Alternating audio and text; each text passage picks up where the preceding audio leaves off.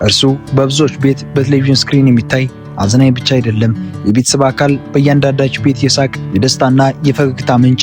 በኢትዮጵያ የኪነ ጥበብ ታሪክ ውስጥ በብዙዎች ዘንድ እጅግ ተወዳጅ፣ በእያንዳንዱ ኢትዮጵያዊ ልብ ውስጥ ታላቅ ቦታ የነበረውና በስራዎቹ ህዝቡን ያዝናና ታላቅ ባለሙያ ነበር አርቲስት ነጻነት ወርቅነህ።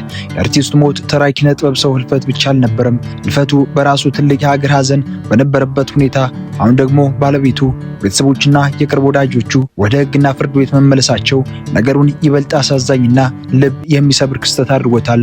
በቤተሰቦቹ የተነሳው ውዝግብ አደባባይ ወጥቶ ጭራሽ በስሙ የተካሰሱ ሰዎች ተፈጥረው ስሙ ለክርክር ወደ ፍርድ ቤት አምርቷል። በዚህም የአርቲስቱ እህትና ወንድሙ ታስረዋል። እህቱ መሰረት ወርቅነህና ወንድሙ ወንደሰን ወርቅነህ ከመስሪያ ቤታቸው በፌደራል ፖሊስ ቁጥጥር ስር መዋላቸው ተረጋግጧል። ከዚህ ዓለም በሞት ከተለየበት ጊዜ ጀምሮ ሁለቱ ግለሰቦች በተለያዩ የዩቲዩብና የማህበራዊ ሚዲያ ቻናሎች በመውጣት ከወንድማቸው ህልፈት ጋር በተያያዘ በባለቤቱ በእናቱና በቅርብ ጓደኛው አርቲስት አስናቀ ንጉሴ ላይ ከፍተኛ ክሶችና ዘመቻዎችን፣ ወንጀላዎችን ሲከፍቱ መቆየታቸው የማይረሳ የቅርብ ጊዜ ትዝታችን ነው። የፌደራል ፖሊስ ሁለቱም ግለሰቦች በቁጥጥር ስር ያዋላቸው በማህበራዊ ሚዲያ በሐሰት የሰዎችን ስም አጥፍተዋል፣ በሰው ህይወትና መልካም ስም እንዲበላሽ አድርጓል በሚል በተመሰረተባቸው የምርመራ መዝገብ እንደሆነ ተገልጿል።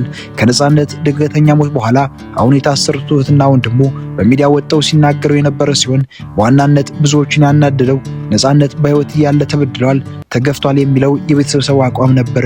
በወቅቱ እህትና ወንድሙ ያቀረቧቸው ክሶችና ቅሬታዎችን ስንመለከት የመጀመሪያው ነጻነት አሜሪካ ሄዶ መታከም ይችል እንደነበር ሲሆን አሜሪካ የምትኖረው ባለቤቱ ፈቃደኛ ባለመሆኗ እንደቀረ ተነግሯል። በኢቢኤስ ላይ በቀረቡበት ወቅት ብዙ መገፋቶች እንደነበሩ፣ ዕቁብ የለውም እድር የለውም እየተባለ የተወራው ነገር እውነታውን ያላገናዘበ መሆኑና የነጻነት ስም እንዲጎድፍ መደረጉን ተናግረዋል። ባለቤቱ ወደ ኢትዮጵያ መታ መኖር አትፈልግም። እሱ ደግሞ ስራውን ማቆም ስለማይፈልግ እሱ እዚህ ኢትዮጵያ እየሰራ የሚልክ እሷ ደግሞ እዚያው ልጆቿን ይዛ እንድትኖር በመስማማታቸው ጋብቻቸው በወረቀት ብቻ የነበረ እንደሆነ ይገለጻል። ነጻነት መጠጥ እንዳይጠጣ በሕክምና ቢከለከልም የቅርብ ጓደኞቹ መጠጥ ቤት እንዲገናኙ ያደርጉት እንደነበር ጨምረው ገልጿል።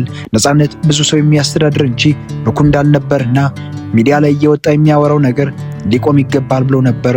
በተለይም የ29 ዓመት የልብ ጓደኛው አስናቀ ንጉሴ በሚዲያ እየወጣ ስለ ነጻነት የተናገራቸው ንግግሮች አርቲስቱን ብኩንና አጥፊ ያስመስሏል ሲሉ ተቃውሞት ነበር። በአንድ በኩል የሞተው አርቲስት ስሙ ሊጠበቅ ይገባል፣ በህይወት ያሉ ሰዎችም ቢሆኑ ያለምንም ማስረጃና ህጋዊ መረጃ በማህበራዊ ሚዲያ ስማቸው ሊጠፋ፣ ህይወታቸው ሊበላሽ አይገባም የሚሉ ወገኖች የህጉን እርምጃና ህግ ማስከበር ሂደት ሲደግፉ ይስተዋላል። በሌላ በኩል ደግሞ በሀዘን ላይ ያሉ የሟች እህትና ወንድም መታሰራቸው ነገር ወደ ህግ ማምራቱ አሳዛኝ ነው፣ በውይይትና በእርቅ ሊፈታ ይገባ ነበር የሚሉ አስተያየቶች ይበዛሉ። የነጻነት ነፍስ ትረፍበት፣ ስሙን መነታረክ አታድርጉት እያል የዛሬውን ፕሮግራም በዚህ ቋጨን። በቀጣይ በሌሎች መሰናዶች እስክንገናኝ ቻናላችን ላይክ እና ሰብስክራይብ ማድረግ እንዳይረሳ። ሰላሙን ተመኘን።